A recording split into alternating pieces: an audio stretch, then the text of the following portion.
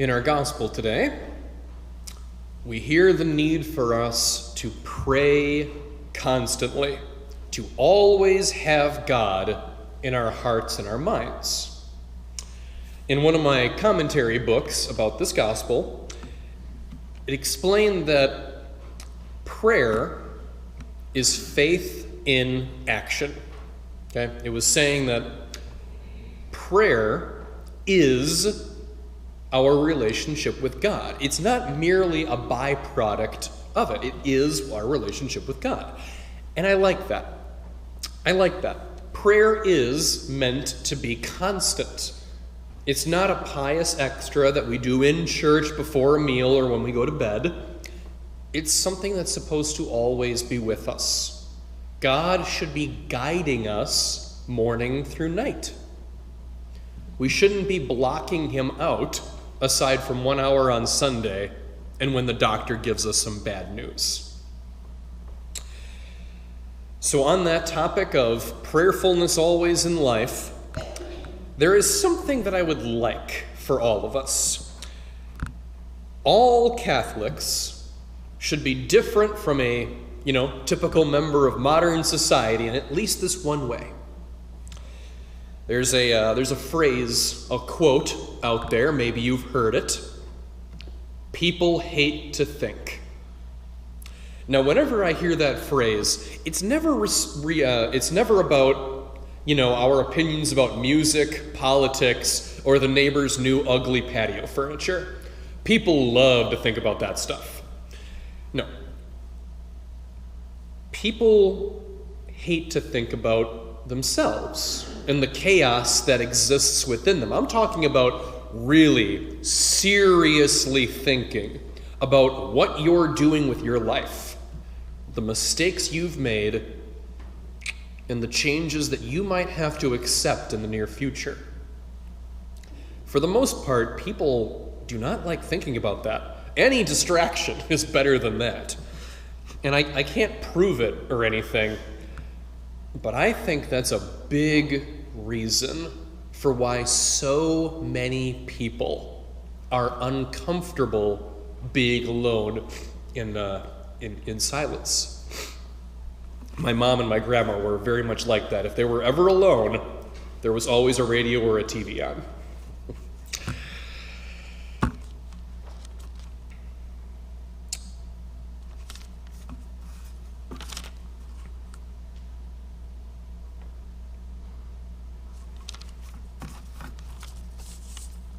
Sorry, I was talking about my mom and my grandma, and I lost my place.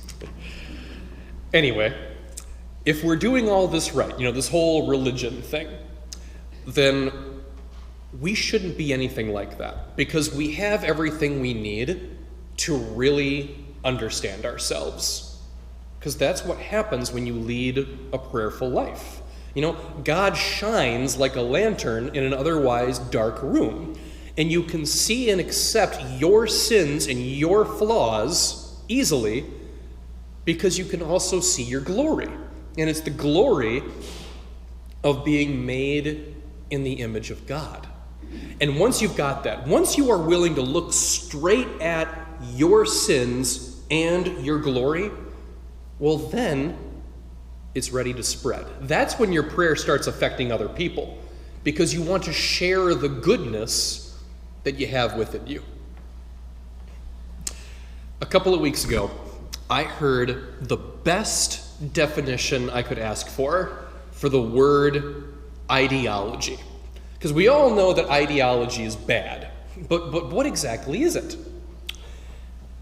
An ideology is a simple idea, often disguised as science, philosophy, or religion.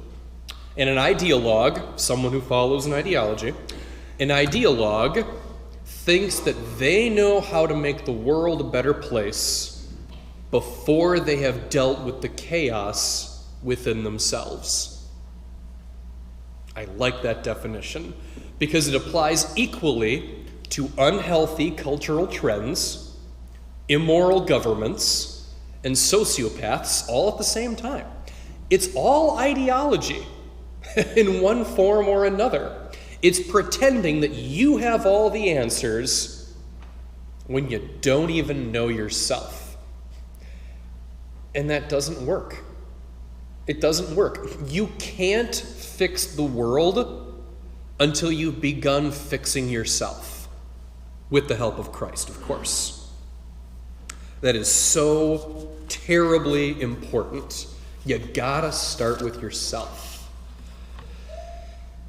When you pray constantly, when you let God be an active part of your life, it's about being better than that, being better than a daily life dictator. Is Catholicism an ideology? No, absolutely not. Absolutely not. However, bad Catholics are ideologues. I'm talking about those Catholics that give the rest of us a bad name.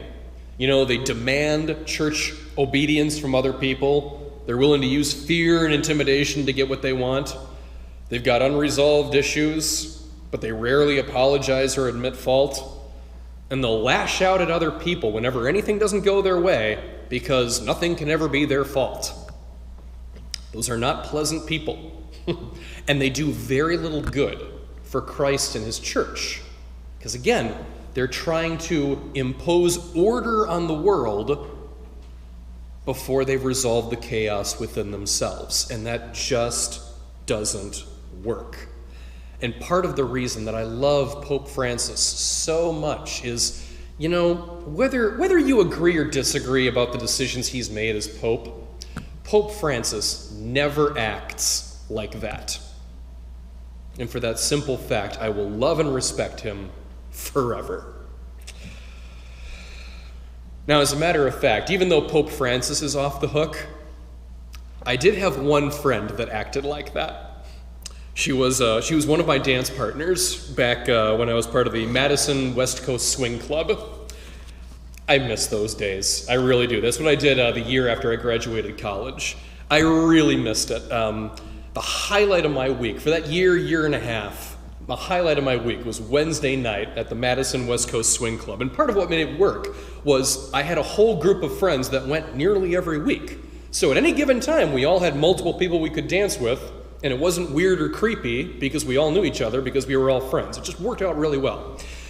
Well, one of, my friends in that group, near the end of that period of my life, she started getting very difficult to deal with because at some point, she started moaning and complaining and protesting about everything constantly, and it got exhausting after a while. And,